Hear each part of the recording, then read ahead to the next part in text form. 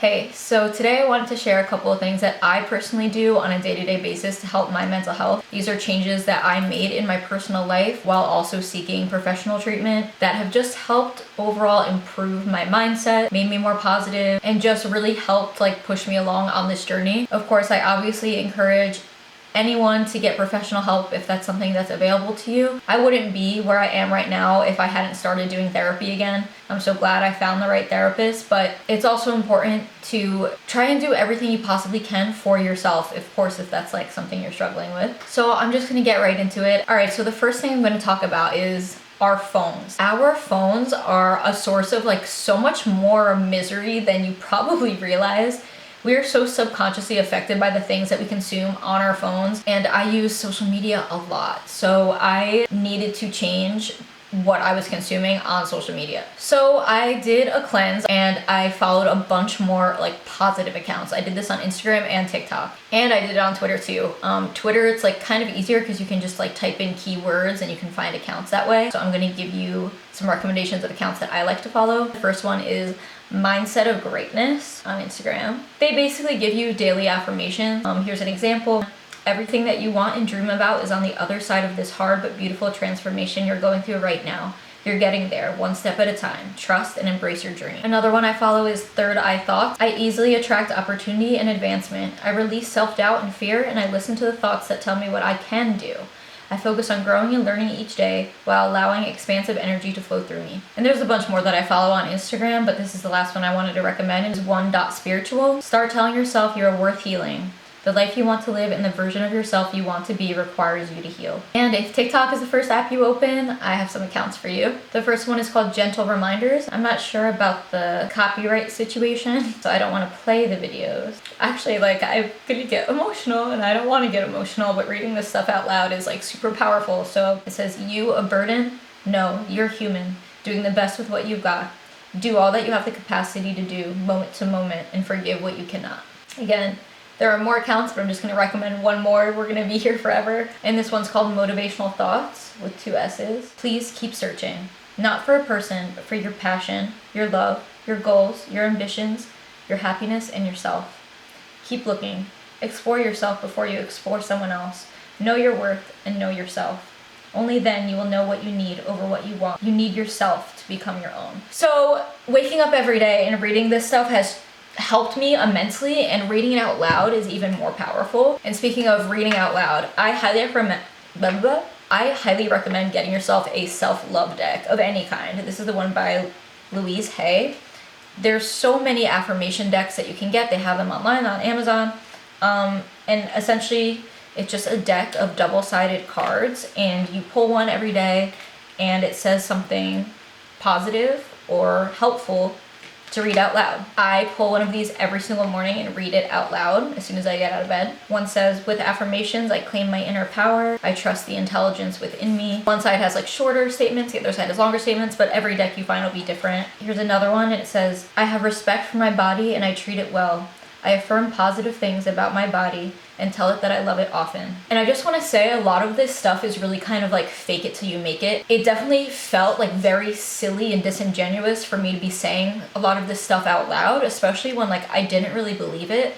But the more you say these things out loud, the more you start gaining the capability of believing it. And the more that you push yourself to be on this journey and in this mindset, the more open you are to actually believing and having it make a change, if that makes sense.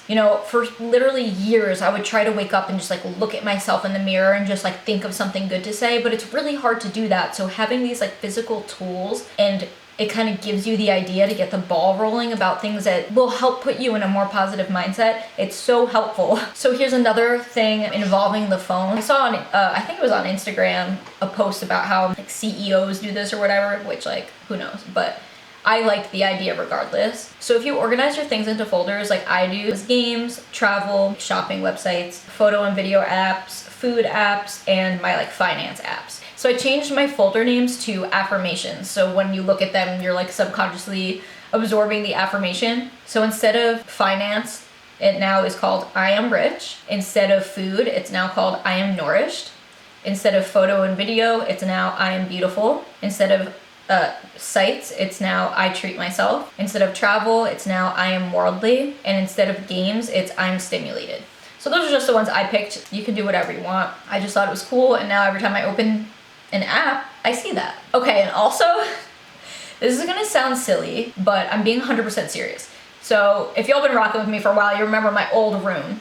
And I used to have just like posters and magazine clippings and stuff like all over my room. And now, like years later, and this started like quite a few years ago, but so much of what was on my walls that I saw every day, like actually manifested into my reality. It was kind of weird, and that wasn't my intention, but I guess I was subconsciously manifesting by having that stuff surrounding me. So I was like, I'm gonna make a mood board, because if I like accidentally manifested the stuff I was surrounding myself with, let me surround myself with some more stuff that I want. Stuff that like actually matters. And I'm not gonna show my mood board because it literally looks like a 6th grade project, but it's pink and I have like stickers on it and a couple of pictures. I'm looking at it over here to the side. I have the word happy. I have thank you to remind me to be grateful. I have the word strength. Everything's gonna be all right. Girl power. I have pictures of smiley faces. It says yes you can. There's a brain that says mental health matters. There's a light bulb because I want to continue having good ideas and be creative. I have a picture of a healthy couple on there. I have pink boxing gloves to remind me to stay strong. So yeah, I have a bunch of stuff on that, and it's in front of my bed, so I try to look at it when I get up or before I go to sleep. So I highly suggest making like a vision board, mood board type of situation, even if it looks horrible, because the universe really works in mysterious ways, man. Okay, next, animals. Spending time with your pet, which I'm sure you know, literally boosts serotonin for both of you so much. So taking time to interact with your pet like every single day, of course, like obviously if we have pets, we're interacting with them every day, but I mean to like truly enjoy the moment of that energy exchange with your animal. Okay, so back to technology being able to help us instead of just hurting us. As I'm falling asleep and while I'm sleeping, every single night I play something on YouTube on my laptop. If you look on YouTube, there's so many that are hours and hours long.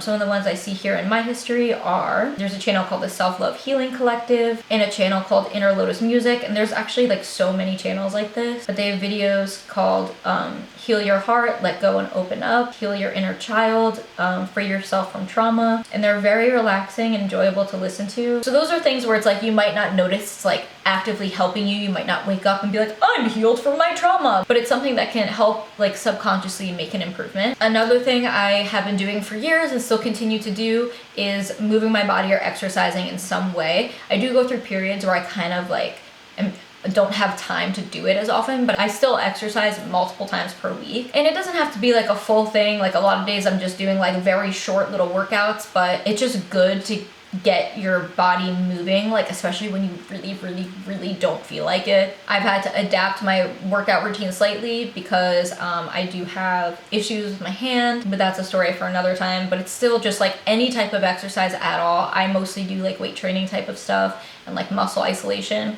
Still really helpful for your brain and your heart and your body and all that good stuff, because it all works in alignment with each other. And of course, drinking water, so important. All right, this is something that's like, y'all are not gonna want to hear it. I mean, some of you might, but most of y'all are not gonna want to hear it. I wouldn't have wanted to hear it, but it's the truth. Okay, the music you listen to. The music you listen to affects you so much. Emo music, or just like any music that has like any type of like sad connotation to it, even if it's absolutely incredible, will help like perpetuate you into like a sad, like a more sad mindset. So I do have my like playlist of that music that I still absolutely love, like Juice WRLD and Lil Peep and like all that stuff. But I can't listen to it unless I'm like, I am miserable right now and I need to release my emotions and I need to feel it all and I need to cry, and then I put it all aside. So and I know it's so hard because music is like so personal and you can't just like decide to change your music taste. It's something that just like happens. But I seriously so highly recommend that if you're someone who is trying to change your mindset, maybe to listen to like different types of music. If you use like Spotify or pretty much anything, there's playlists that like they can recommend to you. Try listening to like the New Music Weekly playlist or listening to certain genre playlists and just like give it a listen to something new and skip through and see if there's any like new artists or songs that you like and start like maybe building yourself up like something a little more positive. Like I literally like I haven't listened to anything other than like Doja Cat, Megan Thee Stallion, and like that like realm and genre for like at least 2 years at this point. And of course there are some like, they have some like sad songs on their albums, which I love, and I put that in my other playlist. But like this like women empowerment music has like made me feel amazing. And it really does affect your mindset. Like when you're constantly listening to music that like perpetuates your misery and your depression, like it's hard not to stay in that mindset. So yeah, I highly suggest like at least exploring different music options. Like, and I know you might think like, well, this person relates to my feelings, so that makes me feel good, which is totally valid, but it's not necessarily uplifting, if that makes sense. So try sprinkling some positive music into your life if that's something that applies to you. And the last thing I'm gonna say, which is like hard to do, pay attention to how other people make you feel. And if it's not great, then limit your contact with that person.